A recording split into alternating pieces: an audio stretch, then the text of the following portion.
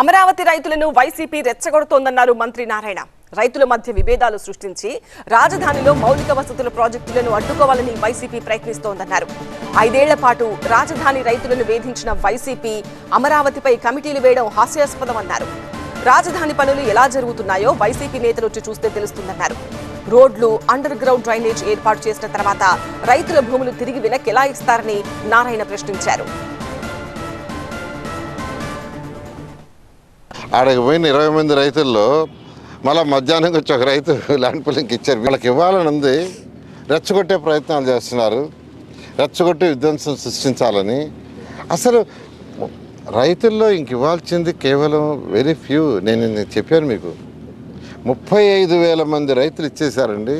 వాళ్ళు కూడా మేము ల్యాండ్ పూలింగ్కే రమ్మంటున్నాం, ల్యాండ్ అక్విజిషన్ వద్దంటున్నాం మేమే. ఈ సమయంలో వాళ్ళకి సజెషన్ చేసా, అమరావతి క్యాపిటల్ సిటీ అయిపోతుంది, ఎంతో వేగవంతంగా జరుగుతుంది, రాష్ట్రానికి రాజధాని కావాలా, దానికి మీరు సపోర్ట్ చేయండి అని చెప్పి మేము లీగల్గా సపోర్ట్ చేస్తాం, మేము కమిటీ వేస్తాం. అసలు వచ్చి చూస్తే కదా అసలు ఏం జరుగుతుందో వచ్చి చూస్తే కదా.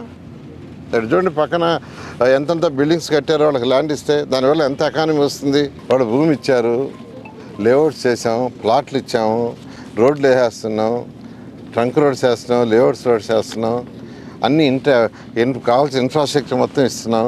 అవన్నీ పగలు కొడతాడా, అవన్నీ తీసేస్తాడా?